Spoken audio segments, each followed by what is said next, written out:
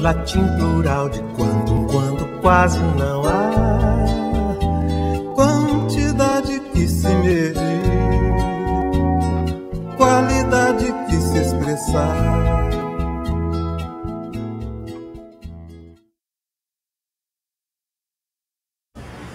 Bem, então, eu acho que é interessante a escola brasileira ter se proposto esse tema, né, proposto à comunidade que se converse, que se discuta sobre o tema da ciência, que aparentemente é um tema mais acadêmico ou mais específico, e no entanto a ciência participa da nossa vida cotidiana de vários modos, né? A gente pode lembrar que nos anos 70, quando Lacan falava da ciência, ele lembrava da televisão, da ida do homem à lua, de todos esses objetos, né, que atualmente estão muito presentes na nossa vida, que são celulares, computadores, câmeras, etc., que são produto aí dos avanços da ciência. E recentemente a gente participou desse debate dos avanços da ciência através da imprensa, com o testemunho dado pela Angelina Jolie sobre a mastectomia, né? É curioso, porque na época do Freud, quando se falava em herança, o Freud ia até o campo da literatura, né? Como ele fez quando ele se referiu ao Goethe e mencionou aquele comentário do Goethe no Fausto, né? Aquilo que herdaste, conquista-o para fazer o teu. O Lacan também se deteve na questão da herança, e ele foi até a filosofia e pensou com o Kierkegaard que a herança do pai é o ponto no qual ele peca. E, no entanto, atualmente, quando se fala em herança, talvez a gente não pense em literatura, não pense em filosofia, mas a gente pensa na genética, né, na carga genética, naquilo que a gente recebe através dos genes. Então, de vários modos, a nossa época é marcada pela ciência, né? A gente andou conversando um pouco, eu e mais alguns colegas, para redigirmos uma apresentação, um relatório para a jornada sobre a questão do real da ciência e o real da psicanálise, e voltamos então a esses textos, a essas elaborações do Lacan dos anos 70, e é muito interessante porque o Lacan, quando ele vai discutir a ciência, ele está falando pela terceira vez na cidade de Roma, e ele vai mostrar como que nesse debate sobre a ciência, né, já desde os anos 70, ao mesmo tempo que a ciência vai ganhando muito espaço, a gente vê também como é que a religião vai ganhando muito espaço, né? Eu não creio que o Lacan traz a questão da religião e do sentido só porque ele falasse em Roma, né? Porque ele falava em Roma, mas porque o que ele vai mostrar é que tudo isso que a ciência produz perturba muito a vida da gente, com todos esses avanços, essas mudanças que se operam no nosso cotidiano, e que essa perturbação ela vai então levar os sujeitos até a religião, né, buscando aí um sentido, né, que seria o sentido aí da vida, da sobrevivência. No caso, por exemplo, no qual a gente se deteve, que é a questão das heranças genéticas, né? Que sentido tem, o que é que a gente faz com aquilo que a gente herdou simbolicamente e geneticamente, né?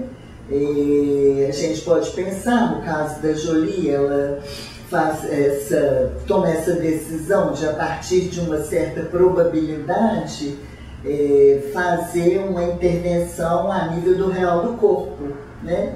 E é interessante porque o próprio Lacan, quando ele fala do objeto pequeno A, e no caso da Jolie, o que está em jogo é uma das vertentes do objeto pequeno A, que é o seio, né?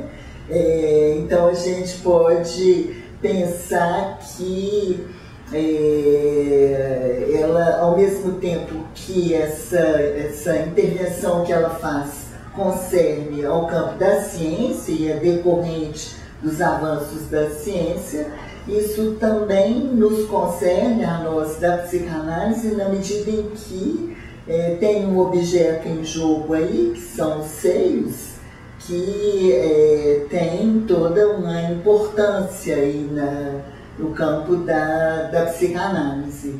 Já quando Lacan, no Seminário da Angústia, mencionava o objeto seio, né, ele menciona que tanto o seio quanto os outros objetos, que têm muita importância para a psicanálise, como o olhar, a voz, mesmo as fezes, o seio aí em especial, ele tem essa possibilidade de ser destacado do corpo, né, de ser substituído, de entrar em circulação no mercado, né, e daí ele já introduz então a ciência com todos os enxertos e as extrações de órgãos. Então Lacan já, quando ele formula a ideia do objeto pequeno A, e quando ele o pensa como algo que é destacável do corpo, ele já introduz aí alguma interlocução da psicanálise com o campo da ciência, né? Então me parece que é interessante pensar que a ciência perturba a nossa vida, né? Como diz Lacan nesse texto que ele apresentou em Roma nos anos 70, a terceira, e que a religião entraria aí no sentido de dar um sentido de curar o homem ou o sujeito dessas perturbações produzidas pela ciência. Nesse sentido, a gente pode pensar que a noção de real para a psicanálise, para a ciência e para a religião, ela se diferencia, né? Para a ciência, a gente pode pensar com o Lacan da terceira, o real teria a ver com isso que funciona, que anda bem, né? Ou num sentido um pouco mais restrito, o real teria a ver com toda essa escrita científica, enquanto que para a psicanálise a gente vai entender o real com o Lacan da terceira como aquilo que não funciona, aquilo que não anda bem, né? Então, nesse sentido, a ciência não colocaria em jogo o seu real, né? Ela cuidaria do mundo, enquanto, né, o Lacan faz um pouco esse trocadilho, a psicanálise cuida preferencialmente do imundo, daquilo que não anda, daquilo que é o resto, daquilo que não funciona a contento, né? Que é um outro modo, eu penso, que o Lacan tem para dizer do sintoma, né? Então, tudo isso que não anda bem, não anda conforme o esperado, pode ser pensado na forma do sintoma, retorna na forma do sintoma, né? Então, penso que quando a gente pensa no real para cada uma desses discursos, né, da ciência, o da religião e o da psicanálise, eu acho que eles se diferenciam. E eles têm um jogo entre eles, né? A ciência perturba, o que é perturbado retorna fazendo sintoma, a psicanálise cuida disso, e a religião tenta cuidar disso, curando um homem dessas perturbações produzidas pela ciência, né? Agora, a terceira, que é um texto do início dos anos 70, não é exatamente o ponto de chegada do Lacan quando ele está discutindo as relações da psicanálise com a ciência, né? Já no final do seu ensino, um seminário denominado Momento de Concluir, que o Lacan faz nos anos 77 e 78, ele vai, entre outras coisas, falar da ciência como uma futilidade, né? Me parece uma expressão muito sugestiva, muito forte, porque quando se trata da ciência, a gente pensa em eficácia, em técnica, em qualquer coisa menos em futilidade, né? O fútil, ele pode ser pensado como algo que é sem importância, que é sem valor, né? É uma afirmação muito curiosa, porque me parece que o Lacan menciona como sendo a futilidade da ciência seria essa tentativa de fazer com que tudo funcionasse perfeitamente bem, sem nenhum fracasso, né? Inclusive na relação entre os sexos, né? Que haveria então essa possibilidade de que o Lacan usa esse aforismo, né, da relação sexual. A possibilidade da relação sexual seria essa ideia de que o sujeito e o objeto poderiam conviver harmonicamente sem nenhum mal-entendido, né? Na medida em que a gente entende o sujeito como inserido no campo da linguagem, essa própria imersão no campo da linguagem já mostra a impossibilidade, né, de que os sujeitos possam conviver sem participarem de um campo de mal-entendidos.